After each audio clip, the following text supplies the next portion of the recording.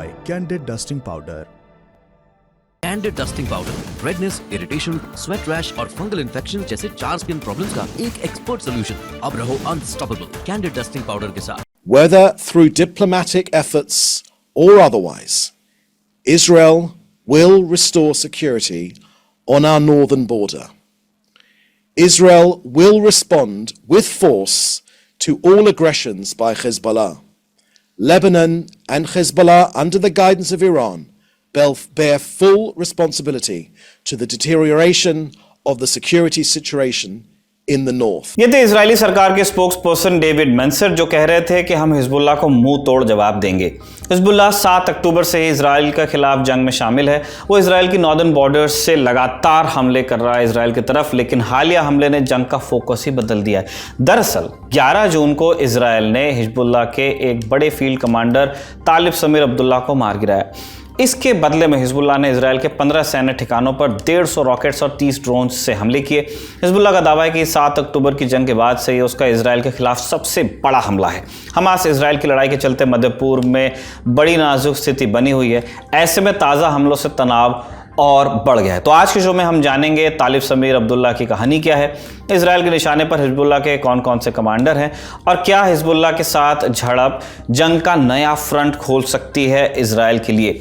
इन सारी चीज़ों पे हम बात करेंगे। नमस्ते, मैं हूं निखिल और आप देखना शुरू कर चुके हैं ललन टॉप का अंतर्राष्ट्रीय खबरों का रोजाना कार्यक्रम दुनियादारी, जहां आज चर्चा हिजबुल्लाह और इजराइल के बीच हुई झड़प की। सबसे पहले बेसिक क्लियर कर लेते हैं अपने। हिजबुल्लाह का मतलब होता है पार्टी ऑफ गॉड, हिंदी में कहें तो ईश्वर का गुट कह लीजिए। हिजबुल्लाह एक शिया राजनीतिक समूह है, इसकी खुद की एक आर्मी भी है।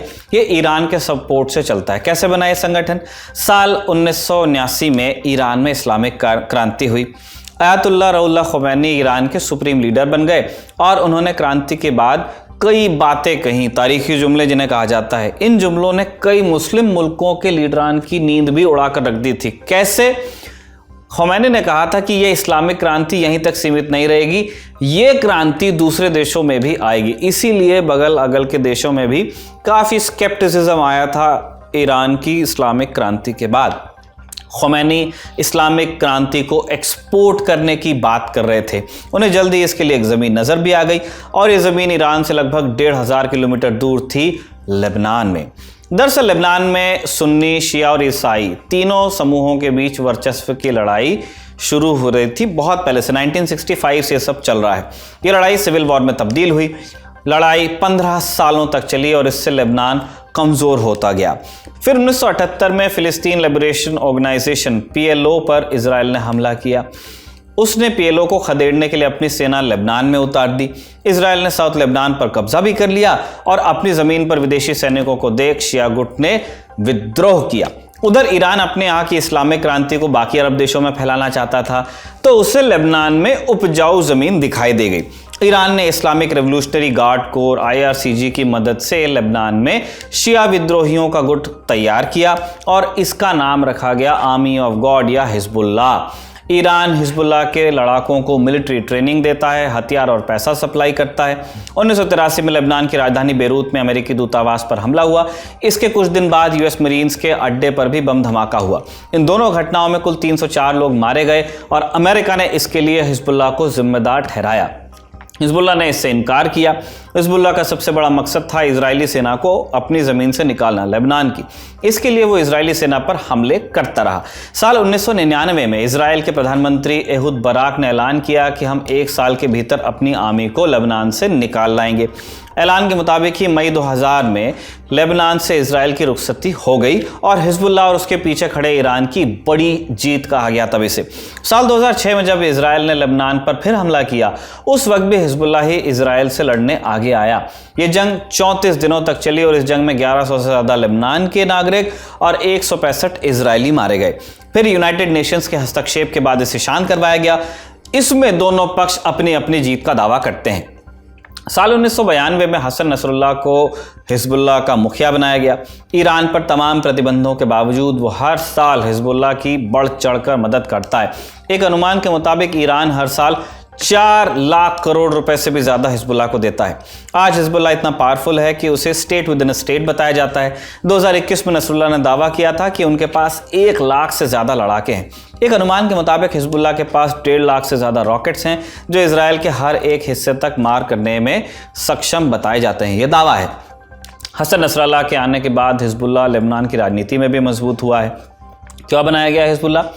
इसके तात्कालिक कारण तो इजरायली सेना को लेबनान से पीछे हटाने वाले ही थे, लेकिन बाद में संगठन ने इजराइल के खिलाफ कई हमले किए। दूसरे देशों में भी इजरायली नागरिकों पर हमले में संगठन का नाम आया। साल 2000 में हिजबुल्लाह इजरायली सेना को पूरी तरह से लेबनान से खदेड़ने में कामयाब रहा, या आप ऐसे कह लीजिए इसे कि इजराइल ने विड्रॉ कर लिया। इस उपलब्धि के बाद हिजबुल्लाह ने खुद को अरब की पहली ऐसी फौज के रूप में पेश किया जो इजराइल को सफलतापूर्वक हराने में कामयाब रही हो। इजराइल ने 1967 के बाद सीरिया के गोलन हाइट्स और फिलिस्तीन के कई हिस्सों पर अवैध कब्जा किया हुआ है। वेस्ट बैंक में कई अवैध यहूदी बस्तियां बसाई हुई हैं। हिजबुल्लाह अब इन कब्जों के खिलाफ भी संघर्ष करने का दावा करता है। अब हिजबुल्लाह का मकसद इजराइल को हराना और मिडिल ईस्ट से उपनिवेशिक ताकतों का खात्मा करना बन गया है, ऐसा हिजबुल्लाह के लीडर दावा करते हैं। हिजबुल्लाह हमास से किस तरह अलग है? क्योंकि दोनों ही लड़ रहे हैं इजराइल के खिलाफ। दोनों अलग अलग संगठन है, लेकिन इजराइल के खिलाफ दोनों के उद्देश्य एक हैं। हिजबुल्लाह के चीफ हसन नसरुल्लाह ने हमास के 7 अक्टूबर वाले हमले पर एक आधिकारिक बयान दिया था। इसमें उन्होंने कहा था कि हिजबुल्लाह हमास के हमले में इजराइल के खिलाफ पहले दिन से ही लड़ रहा है। तो फर्क क्या? दोनों के मकसद अलग हैं। हमास का मकसद फिलिस्तीन की आज़ादी है। हिजबुल्लाह पूरे मिडिल ईस्ट में उपनिवेश के खिलाफ लड़ने का दावा करता है। हमास एक सुन्नी संगठन है, जबकि हिजबुल्लाह एक शिया संगठन है। ईरान से बैकिंग इसीलिए है। हमास गाजा में ऑपरेट करता है, उसका पॉलिटिकल ऑफिस कतर में है, जबकि हिजबुल्लाह लेबनान से काम करता है। क्या लेबनान में हिजबुल्लाह के अलावा और भी प्रो फिलिस्तीन गुट हैं? जी हाँ, लेबनान में the secular party Fateh, the popular front for the liberation of Palestine PFLP समेत हमास की भी प्रेजेंस आपको मिल जाएगी। क्या हिजबुल्लाह एक आतंकी संगठन है? बड़ा और लाख का सवाल। इस सवाल का जवाब डिपेंड करता है कि आप किस मुल्क पे हैं। अमेरिका, इजराइल समेत कई पश्चिमी देशों ने हिजबुल्लाह को आतंकी संगठन घोषित किया हुआ है।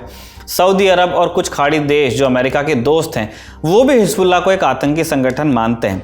यूरोपियन यूनियन हिजबुल्लाह की मिलिट्री विंग को एक आतंकी संगठन मानता है, लेकिन उसकी पॉलिटिकल विंग को आतंकी संगठन नहीं मानता। भारत सरकार भी हिजबुल्लाह को आतंकी संगठन फिलहाल नहीं मानती है। हिजबुल्लाह की आलोचना क्या क्या है?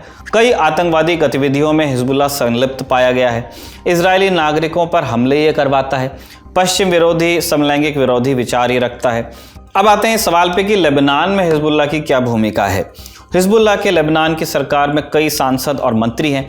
कई बार उनके सहयोग से लेबनान में सरकार भी बनी। 2016 में उसने ईसाई नेता मिशेल ऑन का समर्थन किया था और उन्हें राष्ट्रपति बनाया था। हालांकि 2022 के चुनावों में हिजबुल्लाह ने अपना बहुमत खो दिया, लेकिन राजनीति में उनका दबदबा अभी भी बना हुआ है। लेबनान में कई विरोधी पार्टियां आरोप लगाती हैं कि हिजबुल्लाह लेबनान को इजराइल के साथ संघर्ष में धकेल रहा है। हिजबुल्लाह की लीडरशिप में कौन कौन है? चीफ, जैसे हमने कई बार बताया, हसन नसरुल्लाह हैं। सेकंड इन कमांड है नईम कासिम। हिजबुल्लाह के एग्जीक्यूटिव काउंसिल के मुखिया हैं हाशिम सैफुद्दीन। यह हिजबुल्लाह के विदेशी मामलों को देखते हैं, एक तरह से फॉरेन मिनिस्टर। अब आते हैं सबसे अहम सवाल पर कि क्या इजराइल 2 मोर्चों पर लड़ने को मजबूर होगा। 7 अक्टूबर के बाद से हिजबुल्लाह और इजराइल के बीच झड़पें बढ़ तो गई हैं, लेकिन इनका दायरा दोनों देशों की बॉर्डर के आसपास ही रहा। जानकार कहते हैं कि इजराइल 2 मोर्चों पर लड़ाई से बचना चाहेगा, इसलिए लड़ाई की आशंका कम नजर आती है। आज हम इसकी चर्चा क्यों कर रहे हैं? जैसा हमने शुरू में बताया, इजराइल ने 11 जून को हिजबुल्लाह के कमांडर तालिब समीर अब्दुल्ला को मारा। हमास और फिलिस्तीन इस्लामिक संगठन जिहाद जैसे संगठनों ने तालिब को श्रद्धांजलि दी है। क्या है तालिब की कहानी? पैदाइश इनकी मार्च 1969 में हुई। 1984 में हिजबुल्लाह की इन्होंने सदस्यता ली। 2006 में इजराइल के साथ जंग में तालिब की अहम भूमिका रही और मीडिया रिपोर्ट्स के मुताबिक उन्होंने कम से कम 3 पोस्ट इजराइल के कब्जे से आज़ाद करवाई थी। सीरिया के सिविल वॉर में भी हिजबुल्लाह की भूमिका रही। हिजबुल्लाह ने इस्लामिक स्टेट के खिलाफ जमकर लड़ाई लड़ी थी। तालिब ने सीरिया में भी हिजबुल्लाह के कई मोर्चों को लीड किया था। 7 अक्टूबर वाले हमले के बाद वो लेबनान के पूर्वी हिस्से से इजराइल के खिलाफ मोर्चा संभाल रहे थे। ये हुई तालिब की कहानी। अब चलते हैं एक्सपर्ट कॉर्नर की तरफ। इस मामले को विस्तार से समझने के लिए हमने बात की वेस्ट एशिया मामलों के जानकार कमर आगा साहब से। हमने उनसे पूछा, इजराइल ने 11 जून को हिजबुल्लाह के फील्ड कमांडर तालिब को मारने का दावा किया। इससे पहले भी हिजबुल्लाह के कमांडर्स मारे गए हैं, लेकिन हिजबुल्लाह ने उनका जवाब इतनी आक्रामकता से नहीं दिया। तालिब की मौत पर हिजबुल्लाह इतना नाराज क्यों है? तालिब अब्दुल्ला की बात नहीं है, ये जनरल जो हिजबुल्लाह का रिएक्शन है वो बहुत अग्रेसिव हो गया है। अभी कुछ समय पहले जो उन्हीं ने जिस तरीके से अपने मिसाइल और ड्रोन से अटैक किया, फिर उसके बाद एक बहुत बड़े एरिया में आग लगा दी। वहां पे इन्हीं ने जो मटेरियल यूज किया था उससे आग फैल गई पूरे एरिया में, बहुत बड़े एरिया में। वो इसका जवाब था जो इन्हीं ने इजराइल ने रफा में जो अटैक किया था, जिसकी वजह से आग कैंप्स में फैल गई थी बहुत बड़ी दूर तरीके से। तो ये एक स्ट्रेटेजिक डिसीजन लिया और ये कहा है कि हम वॉर तक के लिए तैयार। जो हिजबुल्लाह के डिप्टी चीफ है उनका ये स्टेटमेंट आया है और पब्लिकली उन्होंने कहा है कि हम पूरी तरीके से तैयार हैं, मगर जब तक हम, ये भी कहा है साथ में कि हम अटैक इजराइल के ऊपर करते रहेंगे जब तक कि ये गाजा के अंदर इनका कार्रवाई चलती रहे। ये एक स्ट्रेटेजिक डिसीजन है हिजबुल्लाह का, फिर उसके बाद हूती मलेशिया का, यमन की, फिर उसके अलावा शिया मलेशियाज जो है इराक में उनका, और फिर उसके अलावा जो बहुत सी छोटे बड़े ग्रुप्स हैं सीरिया के अंदर शिया मलेशियाज हैं, उनका ये एक डिसीजन है कि हम खुल के हमास को सपोर्ट करेंगे, फिलिस्तीन के पक्ष में है। और इजराइल की जो विस्तारवादी नीति है पैलेस्टाइन के अंदर उसको एक्सेप्ट नहीं करेंगे। और मुझे नहीं लगता कि ये जंग भी ये लोगों का कोई प्लान है कि जल्दी खत्म करने का। इजराइल हसन नसरुल्लाह के पीछे कई सालों से पड़ा है, लेकिन वो हमेशा इजराइल की पकड़ से बच जाते हैं। ऐसा क्यों होता है? इजराइल नसरुल्लाह को क्यों नहीं पकड़ पाता है? देखिए, उसकी कई वजह है। एक तो बहुत बड़ा सपोर्ट बेस है हिजबुल्लाह का, और यही नहीं बल्कि वहां पे जो एक बड़ा सेक्शन साउथ लेबनान में क्रिश्चियन है वो भी हिजबुल्लाह को सपोर्ट करता है। और दूसरी बात ये है कि ये एक काफी अपनी पोजीशंस जो है, मैं समझता हूँ कि हर रोज बदल दी जाती होगी इनकी, बल्कि हर रोज नहीं बल्कि चंद घंटों के बाद इनको दूसरी जगह शिफ्ट करना पड़ता होगा। इसी के इससे पहले हमने देखा था जब अराफात थे और 82 की जंग चल रही थी लेबनान में, तो हर 3-4 घंटे पे अराफात जहाँ जाते थे तो वहाँ पे 4 घंटे के बाद उस पर बॉम्बिंग हो जाती थी। इंटेलिजेंस इजरायलियों को मिल जाती थी, उस वक्त होती थी और वहाँ पे बॉम्बिंग हो जाती थी। और पब्लिक प्लेस में वो कहीं भी ज्यादा देर नहीं रुकते थे, आते थे पब्लिक प्लेस पे, वो एड्रेस करते थे, मिलते थे लोगों से, 5-10 मिनट 15 मिनट और गायब हो जाते थे। तो ये रेसिस्टेंस मूवमेंट के एक तरीके होते हैं अपने को बचाने के लिए। टनल नेटवर्क बहुत बड़ा है उनका, ज्यादातर मैं समझता हूँ कि वो नेटवर्क का भी ये लोग इस्तेमाल करते होंगे, इसलिए कि 82 की वार में टनल्स नहीं थे, लेकिन बाद में लेबनान ने ये टेक्नोलॉजी ईरान से ली। ईरान ने पूरी दुनिया को टनल की टेक्नोलॉजी दी थी बनाने की, तो वहां से ईरानियन इसका इस्तेमाल पहले भी करते थे और मुगल भी किया करते थे। तो वो जो टेक्नोलॉजी इनको मिली उसके बाद से फिर ये अंडरग्राउंड ये वहाँ पे मूवमेंट होते हैं, और हमास भी उसका इस्तेमाल अब कर रहा है। यानी हमास को भी इन लोगों ने, हिजबुल्लाह ने टनल सिस्टम डेवलप करने में मदद की थी। हिजबुल्लाह, हमास और यहाँ तक कि कई मुस्लिम देशों की आर्मी से भी ज्यादा मजबूत बताया जाता है। उसकी मिलिट्री पावर एक्चुअली कितनी है और क्या वो इजराइल से टक्कर लेने का दम भी रखता है? देखिए, आप किसी भी रेसिस्टेंस मूवमेंट को रेगुलर आर्मी से कंपेयर नहीं किया जा सकता। इजराइल के पास तो अथाह ताकत है, उसके मुकाबले में हमास के पास कुछ भी नहीं है, लेकिन 8 महीने से वो जूझ रहे हैं जी, और अभी तक अपने बंदियों को रिलीज नहीं कर पाए। 35-36 हजार लोग मर गए, मरने वालों में अधिकतर औरतें और बच्चे हैं। फिर उसके अलावा ये भी है कि 18% के करीब जो गाजा में इंफ्रास्ट्रक्चर था उसको ध्वस्त कर दिया है, लेकिन तब भी नहीं हुई। तो इनकी टैक्टिक्स बिल्कुल अलग होती है एक रेगुलर आदमी से। रेगुलर आदमी को हराना इसराइल के लिए बहुत आसान काम है, लेकिन ये कि रेसिस्टेंस मूवमेंट को, दूसरी बात ये कि पब्लिक सपोर्ट बेहद है इजरायली पॉलिसीज के चलते हुए, और फिर जिस तरीके से गुस्सा है अरबों के अंदर, उसको लेके सपोर्ट बेस बहुत है। इनके पास 1 लाख आदमी है हिजबुल्लाह के पास। ये 1 लाख आदमी जो ट्रेन फोर्स इन्हीं ने बनाई है, क्या इनको सैलरी मिलती होगी? बहुत कम सैलरी और बहुत कम। ये एक मूवमेंट है, मूवमेंट में लोग ज्वाइन कर रहे हैं, कुछ थोड़ी देर ट्रेनिंग लेते होंगे, कुछ रेगुलर होंगे, कुछ इरेगुलर होंगे, कुछ अलग अलग तरीके से इस तरह से होते हैं, आते हैं जाते हैं। और ये वो, फिर दूसरी बात ये कि धार्मिक जज्बा एक होता है हमें। इनको लगता है कि वहां पे लेबनान के अंदर इसराइल का जो अल्टीमेट गोल है, जिस तरह हमास ने के साथ कर रहे हैं वहां पे, वो वहां पे भी करेंगे और पहले भी कर चुके हैं कई बार कोशिश। तो उनको लगता है कि हमारा अस्तित्व वहां पे खत्म हो जाएगा, इसलिए बड़ी संख्या में लड़के लड़ रहे हैं और मर रहे हैं, जिसमें औरतें भी हैं और मर्द भी हैं, दोनों हैं बड़ी संख्या में। तो इनका लड़ने का स्टाइल, गोरिल्ला आपको दिखता नहीं है कहीं। वो तो एक ऑपरेशन किया और भाग जाते हैं। इनके पास कोई टैंक्स नहीं होते, इनके पास उस तरह के सिस्टम्स नहीं होते जो आर्मी के पास होते हैं, इसीलिए ये टनल बनाते हैं और ड्रोन्स का इस्तेमाल कर रहे हैं। मिसाइल इन्हीं ने बना लिए अलग अलग, जिनको इधर उधर छिपा के रखते होंगे, बहुत सी जगहों पे छिपाया होगा और बहुत दूसरी जगहों पे भी रखा होगा, लेबनान से भी बाहर होंगे।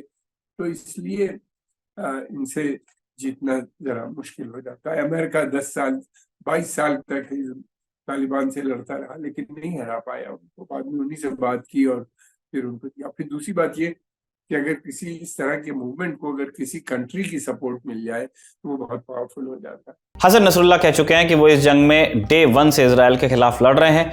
हिजबुल्लाह अपने मकसद में कितना कामयाब हो पाया है? हिजबुल्लाह की जो टैक्टिक्स या स्ट्रेटजी जो है, वो इसराइल को इंगेज करने की है दूसरे फ्रंट पे, ताकि इसराइल का कंसंट्रेशन पूरी तरीके से हमास के खिलाफ न होने पाए। रफा बॉर्डर पे 2 फ्रंट वार उसको लड़नी पड़ती है। एक बड़ा डिप्लॉयमेंट इन्हीं ने अटैक कर करके बड़ी संख्या में, अब तो कई लाख हो गए होंगे इजरायली सेटलर्स जो थे, या इजरायली जो लोग वहां पे रह रहे थे बॉर्डर के पास के एरिया के, उनको वहां से हटना पड़ गया।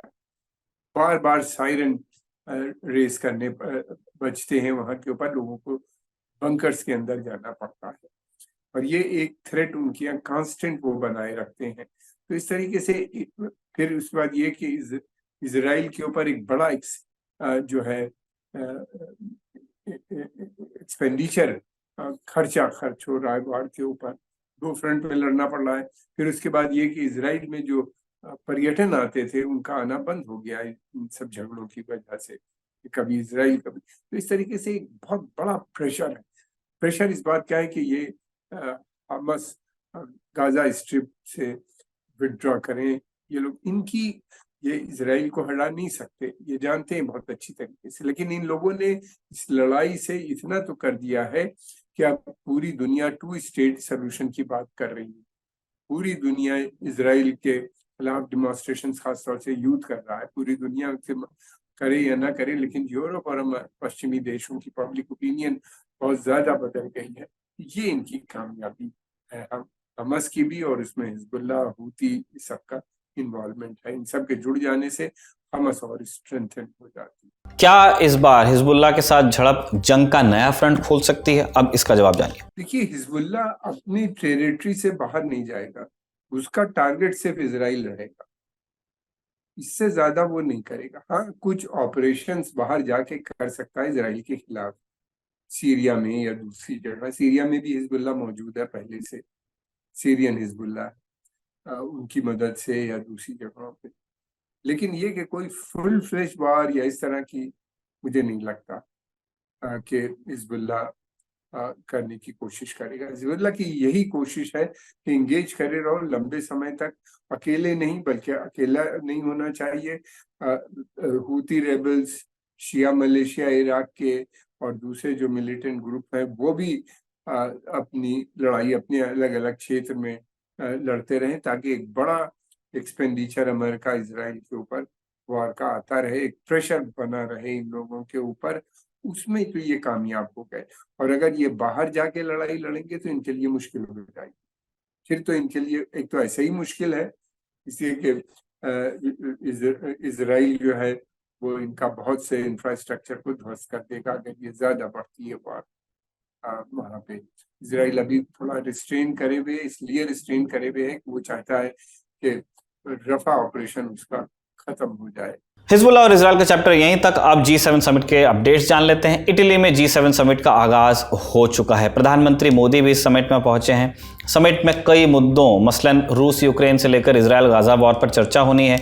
दुनियादारी के पिछले एपिसोड में हमने इस समिट के एजेंडे के बारे में बताया था, लिंक आपको डिस्क्रिप्शन में मिलेगा। अब अपडेट्स जानते हैं। अमेरिकी राष्ट्रपति जो बाइडेन ने घोषणा की है कि G7 देश यूक्रेन को सालाना लगभग 4 लाख करोड़ रुपए कर्ज के तौर पर देंगे। यह पैसा रूस की विदेश में सीज की गई संपत्ति से वसूला जाएगा। इसके साथ ही जो बाइडेन ने यूक्रेन के राष्ट्रपति वोलोदिमीर ज़ेलेंस्की के साथ एक 10 साल का सिक्योरिटी एग्रीमेंट भी साइन किया है। माना जा रहा है कि आने वाले समय में यह एग्रीमेंट रूस यूक्रेन जंग में अहम भूमिका निभाएगा। ज़ेलेंस्की ने इस मौके पर खुशी जताते हुए कहा कि यह एग्रीमेंट यूक्रेन के नेटो में जुड़ने के लिए पुल की तरह काम करेगा। यूक्रेनी राष्ट्रपति ज़ेलेंस्की ने उम्मीद जताई है कि अमेरिका भविष्य में भी उसे मदद देना जारी रखेगा, चाहे कोई भी राष्ट्रपति बने। G7 समिट में ब्रिटेन की ओर से भी एक जरूरी घोषणा हुई, जिसमें ब्रिटेन ने रूस के स्टॉक एक्सचेंज पर भी प्रतिबंधों की घोषणा कर दी है। साथ ही ब्रिटेन ने रूस के जहाजों पर भी बैन लगा दिया है। ब्रिटिश अखबार द गार्डियन के अनुसार G7 का दूसरा फोकस इजराइल गाजा की जंग को रोकना होगा। इसके लिए G7 देश मिस्र और कतर की ओर देख रहे हैं। यही दोनों देश ऐसे माने जा रहे हैं जो हमास को सीज फायर के लिए राजी कर सकते हैं। हालांकि G7 देशों ने युद्ध की निंदा तो की, पर इजराइल को हमले से रोकने के लिए कोई आदेश, अनुरोध या चेतावनी नहीं दी। अपने जॉइंट स्टेटमेंट में G7 का कहना है कि वो एक 2 स्टेट सोल्यूशन चाहते हैं, जिससे क्षेत्र में शांति स्थापित हो सके। आज के दुनियादारी में इतना ही। अब आपसे अगले हफ्ते मुलाकात होगी। ऐसी कामना के साथ विदा लेते हैं। शुक्रिया। शुभ रात्रि।